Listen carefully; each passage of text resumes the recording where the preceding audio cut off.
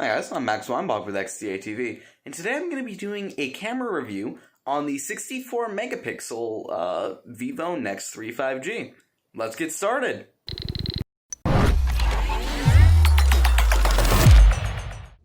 So this is the Vivo Nex 3 5G. Now I do have the 5G unit here. It is exactly the same as the LTE unit, which should be making it to most of the world where Vivo phones are available. 5G right now is a Chinese phone, so this is a Chinese phone. But besides the 5G, the Vivo Nex 3 and the Vivo Nex 3 5G are exactly the same.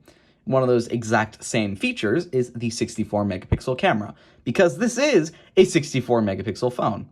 There actually aren't very many of them. You have the Samsung Galaxy A70s, the Redmi Note 8 Pro, the Oppo K3, the Realme X2 Pro, and that's basically it. There aren't that many. And they are actually pretty important phones. See, 64 megapixels sounds like a lot. And a lot of people might be thinking, oh no, we're getting back into that megapixel race from a few years ago, which ended up in worse image quality. But that's not the case. See, now we're using a technology called pixel binning. So when you take a picture out of the 64 megapixel camera, and you aren't using the 64 megapixel mode, it will actually only be taking a 16 megapixel shot. That is because each set of 4 pixels, so let's say a normal pixel layout would be, it would be green, red, green, blue, right? That's a normal pixel layout. So those 4 pixels there on this 64 megapixel camera actually just turn into 1.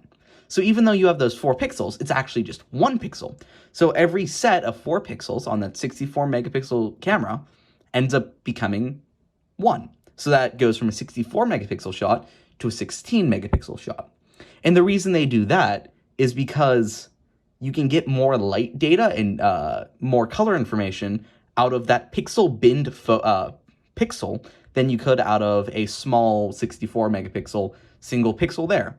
Now, we do have these 12 megapixel cameras, right? Like the Note 10. Those actually just have larger pixels altogether. But you could theoretically get a larger effective pixel via pixel binning than you can from a 16 or 12 megapixel shooter. That is why companies are choosing to go with 48 and 64 and now 108 megapixel cameras. You can get a lot more data out of those. So that is the technology Vivo is using on the 64 megapixel shooter. Now, they do have 2 more lenses here, or sensors. We've got a 13 megapixel telephoto. It is a 2x zoom. And then a 13 megapixel ultra wide. That's it. They're not incredibly special lenses, but they are, they're there. We like having ultra wides, Google, and we like having the telephoto. So let's actually get into a little bit with the camera UI before we get into camera quality. Because the camera UI, in my opinion, is just as important as the camera quality. You don't want to be using a bad camera UI. It's just going to make taking pictures a pain, and you don't want that. So on this phone, you can see here, we have a pop-up dual camera. Now this is actually pretty wide because it has a flash. You can see right there on the left, that is a LED flash. Now that is a 16 megapixel front shooter, and it does have the, of course, beauty mode, as most Chinese phones do. I have actually noticed that the beauty mode is pretty intense, even when you're not, when you don't have it enabled. I have everything shut off. And again, I'll get into a little bit more of that when we get into the actual photos. But you end up looking pale and red, which I guess might be tuning for China, but I'm not entirely sure. A lot of Chinese companies do like to turn the beauty mode up to 11. Now, for the rest of it, we've got the 3 buttons here like we have on a Huawei phone. We've got ultra wide and we've got zoom. And you can switch between those pretty easily. Now, this does have something a little bit special. This has a super macro mode. So down at this button down here, it's a little quick settings button, as I like to call it. You have access to super macro. Oops. You got access to super macro, bokeh, and ultra wide. So super macro lets you zoom into, actually just focus on shots when you're really close. It's pretty nice to have, especially for product photography. Then we've got the normal bokeh mode for portrait effects, but you can actually use this on non-people. And then you got the normal ultra wide, just as you would have here. Pretty basic. You can swipe through to get to your different modes. You have a night mode, portrait mode, photo, video, and more. You've got that 64 megapixel camera mode I was talking about earlier. Panorama, live photo, slow-mo, time-lapse, pro mode, AR stickers, fun video, and Jovi, which I believe is their AI assistant, which is a Chinese feature, as this is a Chinese unit. Basically it. Their camera app is pretty simple and really does remind me of something from companies like Huawei. Like, these UIs, they're so similar. That's not a knock on either company. I actually really like this UI. It's pretty simple to use. It's really telling you what button does what. And it is, it's a good UI. I can't say that about a lot of companies, like Sony, for example. But that's enough about, camera stuff. Let's get into the actual image quality, because, that's what we're all here for. So now I want to bring you guys over to my iPad to actually view the photos. The reason I'm actually showing it to you guys here instead of just putting the pictures up on a screen and describing it is because I can give you guys a little bit better detail and a little bit more about the photos, showing it off to you on a relatively creator photography focused device. So let's start off with this first photo. This was the first photo I took on this phone. Now, it is actually a pretty decent photo. I've got no real complaints about anything besides the white balance. It is a little bit more yellow than it should be, and that's okay. I guess I can turn it down and edit it a little bit, but it's pretty good, actually. We can zoom in here. We can't actually read that text. It ends up being a little bit blurry, but we can still read the text on the phone. You can see here Xperia 1, Huawei Mate 30 Pro, iPhone, OnePlus 6. You can definitely read that. And then down here in my tie, you can still see the dots and the difference between the dots and everything about that. It is pretty good. And the white balance is a little bit of an issue, but we can live. Next, let's actually go to the second picture. This is a night mode photo. Sorry, this is a not night mode photo. This is out of the main mode, 16 megapixel with pixel binning. That's what it looks like. Not great. You can see over here, not much color. The only color is really down here in the bottom by my computer. That's about it. But if we go to night mode, we can see, saturation got turned way up on the colors, but we can actually see the colors. So those are definitely a little bit more saturated than they normally are up there as well. And it does have a little bit more detail. You can see over here in the picture, it does definitely look a little bit better. Comparison, much better night mode. It isn't the best ever, but it is definitely pretty good. I'd rather have it than not have it. Then this picture down here, you guys can actually see, it is 7.9 megapixels, which means this is a 64 megapixel shot. It looks pretty similar to the 16 megapixel pixel bin shot, but it is a little bit more blurry and does definitely lack as a little bit of detail. And that is what happens when you don't pixel bin a photo. It is what it is, especially in low light. In normal everyday light, which I'll get to in a second, much better photos. So now that I actually mentioned that, let's go down to this photo right here. This is another 64 megapixel shot. This is 19 megabytes, so it's a pretty large file afterwards. And this was actually as a way to zoom. A lot of people like to tell me, Max, if you have a high megapixel photo, you don't need a telephoto lens because you can just zoom in and retain that detail. Well, that just isn't true. You can maybe two times, right? That doesn't look too bad. Not as great as a telephoto lens would, but it's not too bad. But let's say you want to go 20 times. It doesn't even let you zoom that far because it just ends up looking terrible. If you crop in, you're going to be looking at, it's just going to be a blurry shot. And that's where telephoto lenses can help, especially when you've got a digital hybrid zoom. So this uses hybrid zoom, a 2x lens and the 64 megapixel lens. It'll combine those photos and allow you to actually zoom in about 20 times. So this is a 20 times zoom shot. You gotta say, that is an insane difference, definitely in quality. You can actually see through the window and everything in the reflection. It's just insane. And down here, you can see the brick. Like, you can't do that while cropping. It's crazy. Now, let's go actually look at another 64 megapixel shot. That isn't always the best example. Oh. So let's show you guys this one. Normal shot, right? This is out the window, overlooking university, right? Pretty good. But let's zoom in over here by the parking garage. Ends up looking pretty crappy. It looks about the same on my end as it will through the camera.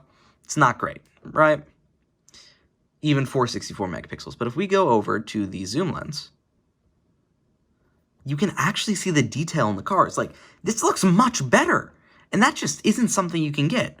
And again, this is an amazing shot.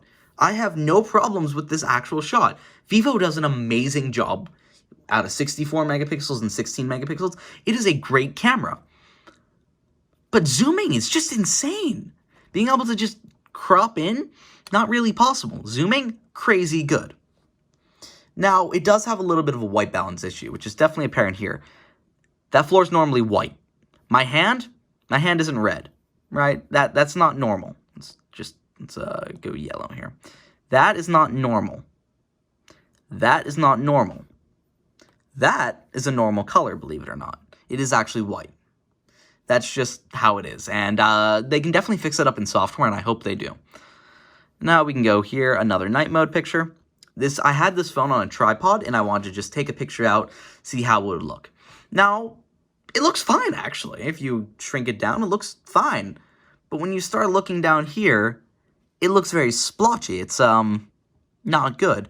And around, just in this area, you get like some blue color coming out of the sand, some blues and purples. That shouldn't have happened.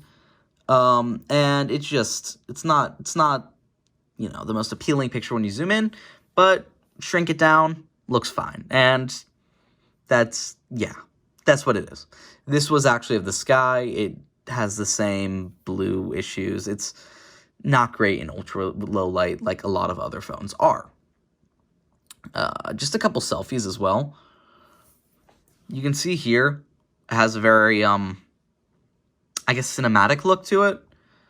But I get really pale and red, and it's not normally like that. That is actually using the front-facing flash as well. And that pale and red is definitely a common issue, because when we get down to, let's say, these pictures I took after my haircut today, I'm not, like, that's a little bit red, that's a little bit pale. I don't know why. It makes me look like I'm crying or about to cry. I'm most definitely not about to cry, and let me just mark up where I get red. Right around, oops, let's turn that on. Right around there. No, there we go. Right around there. Right around there. Definitely around my eyes. Right around here. Yeah. Those 5 areas get really red for some reason, and everything else gets just pale and smoothed out. It's not the best, and that is with the beauty mode off. I wouldn't say this is the best, but in apps like Snapchat, it won't be going through as much software. It won't be going through any software processing, so it should be definitely a much better shot out of something like Snapchat instead of out of the main camera. Now, if we come down here, we can see some Chipotle pics. This is out of the ultra-wide lens. So you can see here, you got a lot of detail in here, a lot more than you normally would, and these are just, you know, like, this is a pretty good ultra-wide photo here. You got everything from the kitchen down to the food, the beef, the chicken, the rice, and the reason I actually took this picture was because of the rice. See, if it didn't have much detail, you wouldn't be able to tell between each grain of rice. But here, you can totally tell the difference. It doesn't look like it's a glumped up just pile of white or brown rice. You can actually tell the difference between each, and that's definitely a lot of detail it is preserving out of that 13 megapixel ultra wide. So yeah, we also have that super macro mode I mentioned earlier. You can see here, this is my Galaxy Fold. This is the plastic around the bezel. This is the actual hinge. And my phone was like literally less than an inch away. It is an insanely close picture. If this is doing it the same way Huawei did with the Mate 20 Pro and Mate P30 Pro, it's actually just using the ultra-wide lens at a very shallow focal length and cropping it in. And if it is, that's fine. It looks really good. And this is just something not a lot of phones are able to do. Like, that small gap there, you can't see that in person. But you can with the super macro mode. And that's something I really like as a mode. And again, here, you're able to get really close and get a lot of detail in there. You can see inside the Type-C port into both those screw holes on the Red Magic 3S. It looks very good. Now, the one thing we're missing out of all of this is video. So, actually, the intro was filmed on the video, and the outro, which we will go to in about 5 seconds, was also filmed on the front-facing camera on that phone. So thank you guys for watching, and let me know what you think of the Nex 3 5G, actually filming, camera, video, and photos, and let me know what you think about the sound quality, the microphone quality out of the video. The intro was done out of the camera, and the microphone outro right now is done out of it, so just let me know what you guys think. I would really like to know your opinions. I'm kind of indifferent about the phone, so try to push me over the edge. Either way. Thank you guys for watching, and again, ask any questions you might have in the comments, and I'll try to get to a bunch of them.